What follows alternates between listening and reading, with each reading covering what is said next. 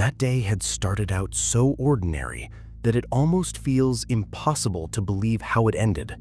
It was just supposed to be a casual outing, nothing more than a lazy summer afternoon spent by the water. A small group of my closest friends and I had decided to drive out to a lake in Montana, a quiet spot we'd heard about from someone who said it was peaceful and untouched, the kind of place where time slows down. When we got there, I remember being struck by how still everything was.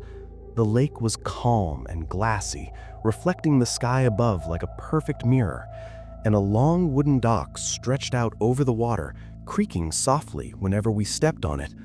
All around, dense green trees formed a living wall, enclosing the lake in a sort of natural silence. The sun hung high, its warmth dancing across the surface of the water.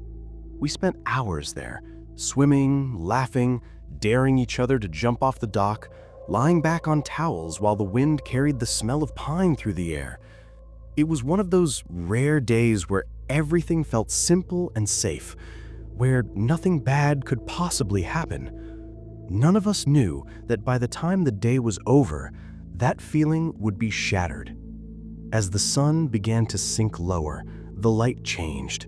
The bright blue sky turned to a deep orange, then faded into purple. A cool breeze started moving through the trees, and ripples formed on the once still water. Montana evenings have a way of reminding you how small you are, how quickly warmth gives way to chill. We packed up our things, half-empty coolers, damp towels, leftover snacks, and made our way up the dirt path to the car.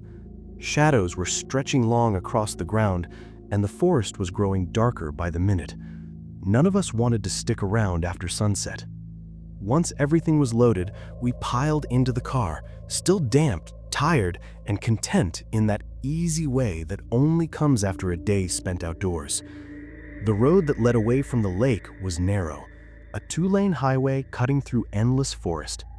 The air outside was pitch black, except for the thin beams of our headlights cutting through it.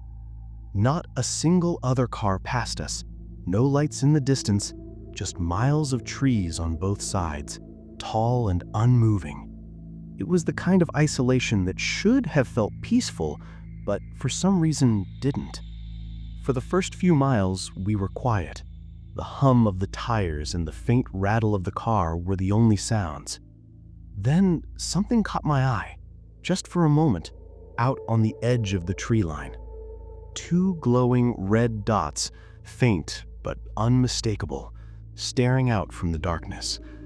I leaned closer to the window, squinting. They didn't move, didn't flicker, just watched. At first, I told myself it had to be an animal, a deer, maybe, or a raccoon reflecting the headlights. But something about those eyes was wrong. They were too far apart, too steady, too bright.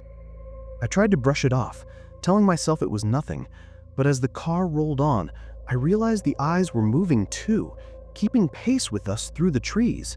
My pulse quickened. I turned around to look through the back window, and that's when I saw it. Something was coming out of the darkness, a shape, tall and powerful, running alongside the road. It was massive, larger than any wolf I've ever seen. Its outline was hard to make out, like its body was half shadow, but it moved with terrifying strength and speed. And those eyes, that same impossible red glow, burned in the blackness. We were going about 35, maybe 40 miles per hour, but this thing was running just behind us, its form slipping in and out of the trees. Every instinct in me screamed that this wasn't right. I nudged my friend beside me, told them to look. The moment they saw it, their face drained of color. They whispered for the others to look too, and soon all of us in the back seat were staring in horrified silence. "Speed up," we told the driver all at once. "There's something out there. It's following us." The driver just frowned, glancing in the rearview mirror. "What are you talking about? There's nothing there." To them, it was pitch black behind us, nothing but trees and shadows. But we knew what we saw. We weren't imagining it. The car sped up slightly, But the thing didn't fall back. It kept running, smooth and effortless, keeping up with us like gravity didn't apply to it. I couldn't look away. The outline of its body was clearer now. Long, muscular limbs, hunched shoulders, something like fur, but not quite right. It didn't move like an animal. There was something disturbingly human about the way it ran. The way it turned its head toward the car, as if locking eyes with me through the window. For a heartbeat, I thought I saw a face, something almost recognizable, and then it slipped back into shadow. And just as suddenly as it had appeared, it was gone. No noise, no crash through the brush, no sign of it retreating. The red eyes blinked out, and there was nothing but darkness again. We all froze, waiting, listening. The air inside the car felt heavier, as if no one dared to breathe too loudly. For the rest of the drive, no one spoke. The road stretched on endlessly, and every tree looked like it was hiding something. The headlights illuminated only what was directly ahead, leaving everything else swallowed by night. I kept glancing out the window, half expecting those red eyes to appear again, but they never did. When we finally made it back to town, the silence in the car broke only when we pulled into a gas station parking lot. We all got out, standing there under the harsh fluorescent lights, trying to shake it off. We talked about what we saw, or tried to.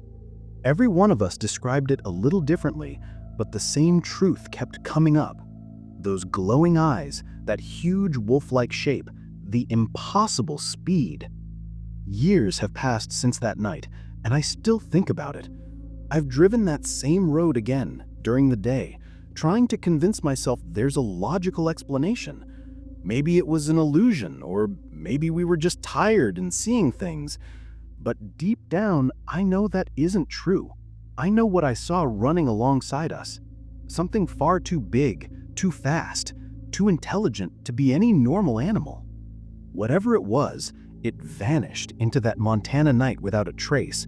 But sometimes when I'm driving through dark forests alone, I catch myself glancing into the trees, half expecting to see those same red eyes staring back at me, waiting, watching, just beyond the reach of the headlights.